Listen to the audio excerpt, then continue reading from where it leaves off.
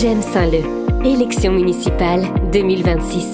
Sébastien Meurant répond à le podcast qui traite toutes vos questions. La facture ou les factures énergétiques de la ville, combien aujourd'hui et combien après vos travaux? Ce que je veux rappeler d'abord, c'est que lorsque j'ai été élu en 2008, j'ai interrogé les professionnels et le premier professionnel, le plus connu, EDF, était venu faire l'analyse énergétique des bâtiments gratuitement. Donc ça nous a permis après d'engager des travaux sur les toitures qui étaient les plus fuyardes. Et je me souviens à l'époque, celle qui était la plus fuyarde, c'était la piscine où le toit, entre le toit qui s'ouvrait, rappelez-vous, de cette piscine plein ciel et le mur, ce qui faisait l'isolation, c'était des tapis de piscine. Pas une blague, c'est la réalité. Donc évidemment, ça coûte un peu cher en termes d'énergie, mais c'était pas la seule. Nous avions encore des toitures où il y avait des trous physiquement qui existaient. Donc avoir déjà une analyse des bâtiments existants. Donc ça avait été fait. On avait fait l'analyse énergétique des bâtiments. Également, on était le premier avec EDF aussi à avoir fait un premier salon sur l'écomobilité où nous avions essayé les premières voitures. Enfin,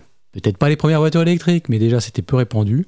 Et après, nous avions équipé la ville avec la première Zoé qui était sortie à l'époque pour justement gagner en énergie. C'est un poste qui est souvent après les postes des fluides, je parle des fluides de manière générale, qui est le deuxième poste de dépense des collectivités derrière les traitements et les salaires. Et à Saint-Leu à l'époque, j'ai remarqué qu'on était 20-25% plus cher que des villes comparables. Donc nous étions lancés dans la réflexion de nombreuses toitures et notamment dans la renégociation du contrat de chauffage de la commune. Et c'est des contrats qui sont de longue durée, des contrats maintenant de performance énergétique. On avait beaucoup gagné là-dessus et je sais que l'actuelle municipalité avait dénoncé les contrats avec le prestataire, la CRAM, puisqu'ils avaient pensé qu'avec un trader en énergie, ça serait plus rentable pour la ville. Et évidemment, ils avaient dû rétro-pédaler puisque un contrat pluriannuel ne s'annonce pas de cette manière. Donc ce qui est sûr, c'est qu'il faut veiller. Alors, dans ces contrats-là, il y a les P1, P2, P3, je ne rentre pas dans le détail, mais ce qui est certain, c'est qu'on gagne toujours à avoir des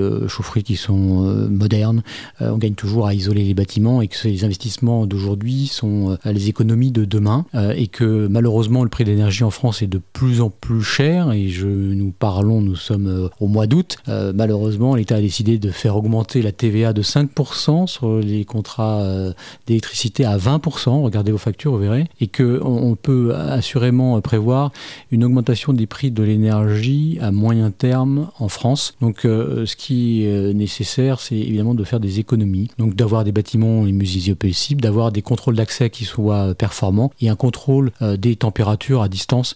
Et sur le quartier des Diablos, il faut également s'interroger sur la possibilité de créer un réseau de chaleur urbain qui bénéficierait bien sûr à ce nouveau quartier et pourquoi pas au quartier existant. On est très en retard au niveau français par rapport à ces techniques-là. Il y a des solutions nouvelles qui méritent de s'y intéresser, de calculer en termes de coûts-bénéfices pour des zones relativement denses. Et je pense que le quartier des Diablos s'y prête parfaitement, notamment dans le cadre d'une rénovation importante. Vous venez d'écouter le podcast J'aime Saint-Leu de Sébastien Meurant répond à Élection municipale 2026. Vos messages et questions 06 77 38 95 43. Mais aussi par mail à contact@j'aimesaintleu.fr. Suivez-nous sur les réseaux sociaux et sur www.j'aimesaintleu.fr. Merci de votre écoute et à très vite pour un prochain épisode.